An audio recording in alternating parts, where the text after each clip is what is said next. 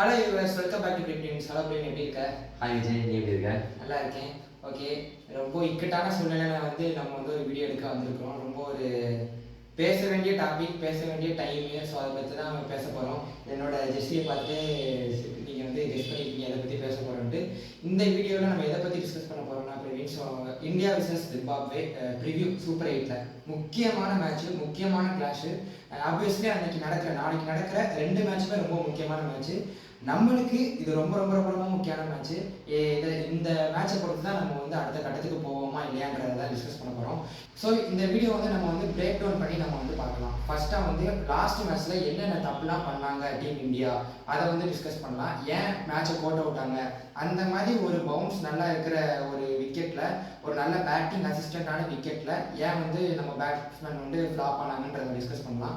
அதுக்கப்புறம் அடுத்த மேட்ச், நாளைக்கு நடக்கிற மேட்ச், அதில் நம்ம என்ன சேஞ்சஸ் பண்ணால் நம்ம வின் பண்ணலாம், என்னென்ன சேஞ்சஸ்லாம் எக்ஸ்பெக்ட் பண்ணலாம் அப்படின்றத பார்க்கலாம். கடைசி ஃபேண்டசி பிளேயர்ஸ், யார் முக்கியமான பிளேயர்ஸ் இந்த டீம்லையும் அதை டிஸ்கஸ் பண்ணிட்டு இந்த வீடியோ முடிச்சுக்கலாம்னு நினைக்கிறேன்.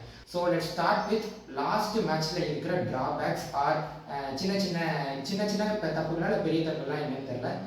நீ கண்டினியூ பண்ண பிரவீன். என்னென்ன எதுனால நம்ம இந்தியா மேட்சை விட்டாங்க? லாஸ்ட் மேட்சை பொறுத்த வரைக்கும் நம்ம நிறைய சொல்லலாம் விஜய். ஃபர்ஸ்ட் நம்ம போய் எடுத்தோம் அப்படின்னா பவுலிங்கில் ஏர்லி விக்கெட்ஸ் 3 விக்கெட் எடுத்தாங்க. அதுக்கப்புறம் 2 பேரை செட்டில் பண்ண விட்டுட்டாங்க. நான் இது நம்ம பெரிய தப்புன்னு சொல்ல முடியாது, but one of the reason இதுவும் கூட நான் சொல்லுவேன்.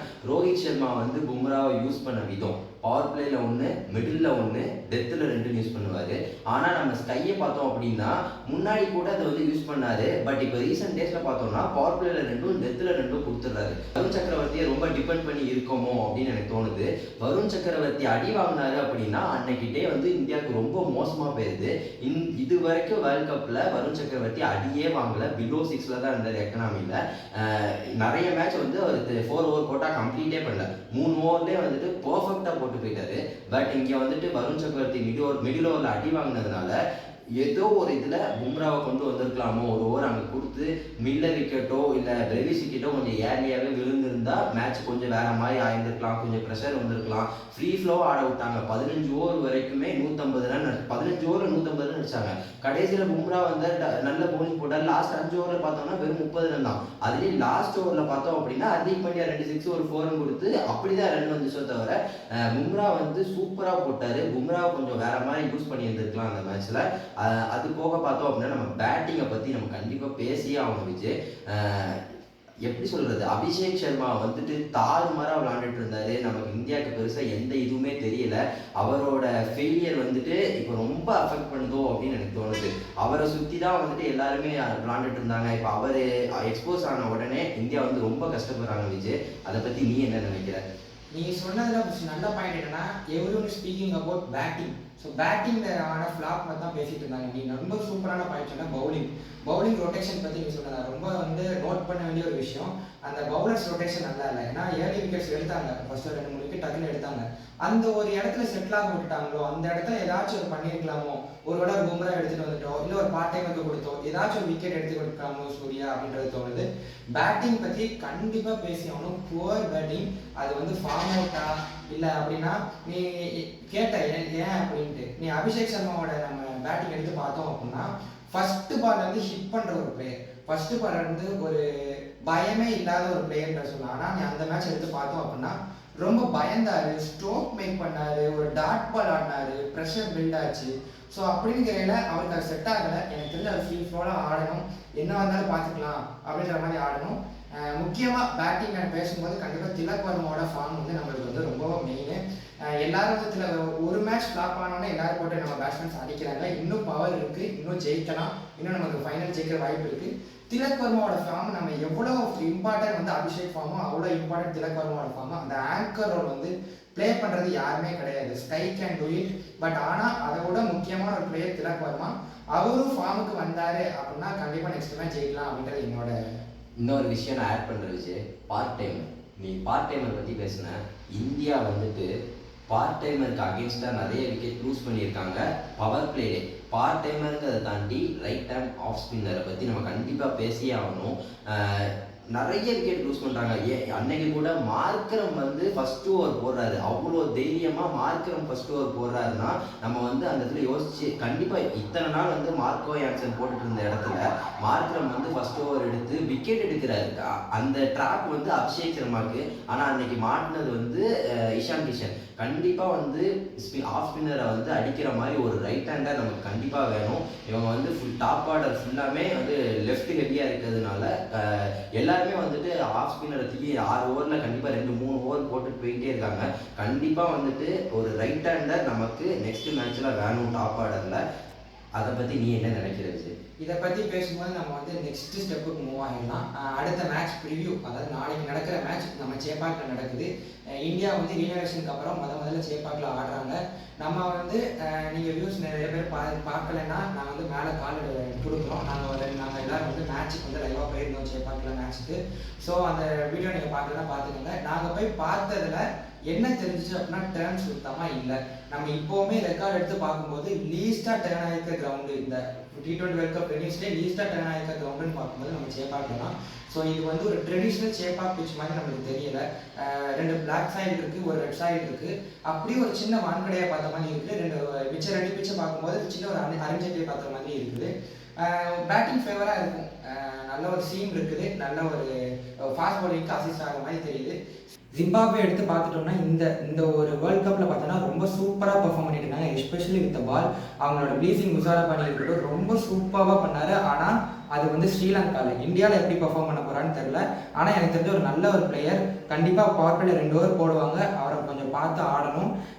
இந்த கிரவுண்டில் நம்ம வந்து இது வரைக்கும் ஒரே ஒரு 200 தான் பார்த்துருக்கோம். மிச்சம் இல்லாமல் 180, 190 ஒரு ஹை ஸ்கோரிங் கேமாக தான் இருந்திருக்கு. ஆக்சுவலாக ட்ரெடிஷ்னலாக நம்ம பார்த்தோம்னா ஒரு 150, 160 அடித்தாலே இந்த கிரவுண்டில் நல்ல ஒரு டிஃபெண்ட் பண்ணக்கூடிய ஏற்ற ஒரு ரன்ஸ்னு சொல்லலாம். பட் ஆனால் இப்போ நைட் நடக்கிற மேட்ச்சு டியூவும் இருக்குது. ஏன் நம்ம பார்த்தோம் அப்படின்னா ஒரு எட்ஜில் இருந்து வந்து பார்த்தோம்னா அந்த சேப்பாக்கில் இருக்கிற அந்த பீச்சோட ப்ரீஸ் வந்து உள்ளே என்டர் ஆகுது. அது வந்து ஈவினிங்கே என்டர் ஆகுது அப்படின்றத வந்து கேள்விப்பட்டோம். அபினமுக்கு சொன்னார். அப்படி இருக்கும்போது கண்டிப்பாக ஃபர்ஸ்ட் இன்னிங்ஸ்லேயே டியூ இருக்கலாம். பட் ஆனால் செகண்ட் இன்னிங்ஸில் கண்டிப்பாக டியூ இருக்க போகுது. எனக்கு தெரிஞ்சு சேசிங் அட்வான்டேஜ் தான் நான் நினைக்கிறேன் செகண்ட் பேட்டிங்கில். நீ என்ன நினைக்கிற? இதில் என்னென்ன சேஞ்சஸ் பண்ணலாம்? ஏன்னா நம்ம போன வாட்டி பார்த்துட்டோம், வாஷி இறக்குனாங்க, ஃப்ளாப் ஆகிட்டாரு. எனக்கு தெரிஞ்சு கண்டிப்பாக அவர் கொடுத்த நான் வச்ச நம்பிக்கை அவரை காப்பாற்றுறதுன்னு சொல்லலாம். அது மட்டும் இல்லாமல் ரிங்கு சிங்க்கு ஏதோ ஒரு பர்சனல் ப்ராப்ளம் சொன்னாங்க.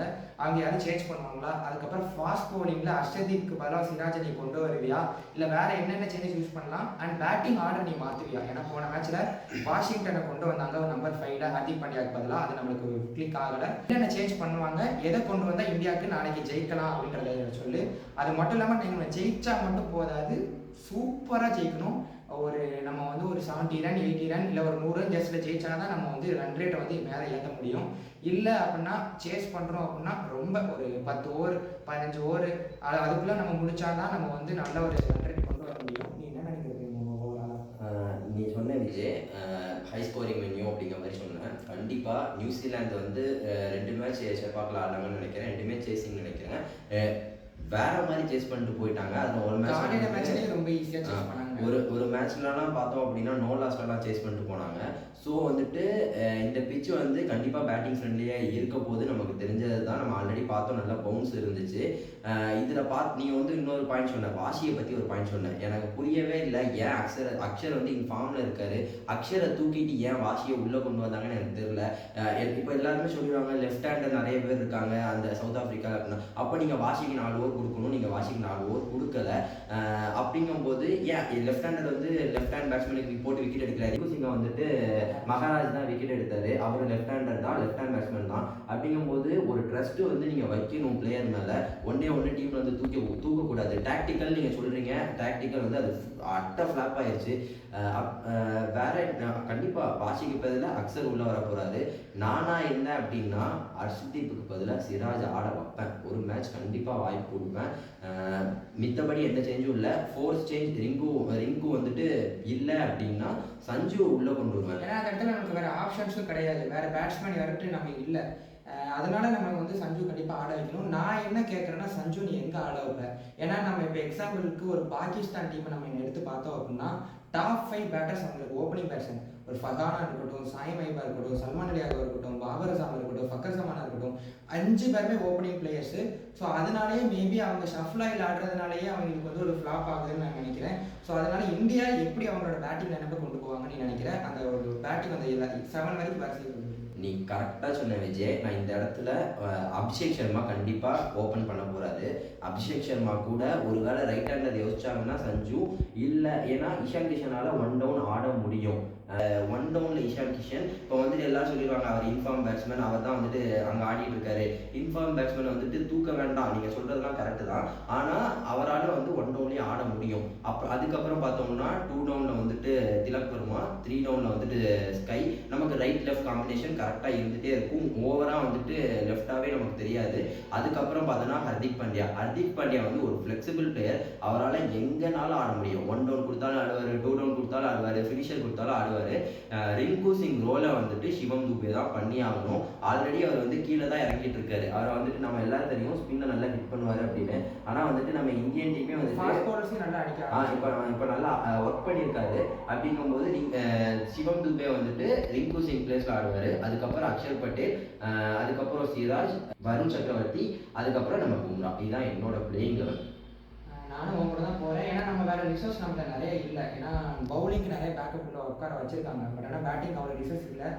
ரிங்கு சிங் ஒரு வேளை ஆடினாருன்னா எனக்கு சில டவுட்லாம் இருந்துச்சு. ஏன்னா 2 பால் தான் அவருக்கு கிடைக்குது, அதுக்கு மேலே அவருக்கு கிடைக்க மாட்டேங்குது. அதுக்காக ஒரு பியூர் பேட்டர் ஆட வைக்கிறாங்க. நீங்கள் வேணால் ஒரு குல்தீப்பையும் ஆட வைக்கலாமா, இல்லைன்னா சிராஜும் ஆட வைக்கலாமான்னு நம்ம பேச்செல்லாம் இருக்குது.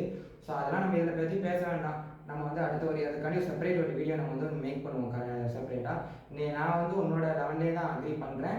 நீ என்ன சொல்கிற அப்படின்னா இஷான் கிஷன், அதாவது மொத்த டீமையுமே ஒவ்வொரு ஸ்டெப் கீழே இறக்குற சஞ்சு உள்ள கொண்டு வரதுக்காண்டி சஞ்சு வந்து மிடில் ஆட வைக்க வேண்டாம். அவர் டாப் ஆர்டர் ஆட வச்சா நல்ல ஒரு left right combination. Already world கப்ல ஒரு மேட்ச் ஆடி 8 பால் 22 ரன் அடிச்சிட்டாரு. நல்ல டச்ல இருந்தாரு.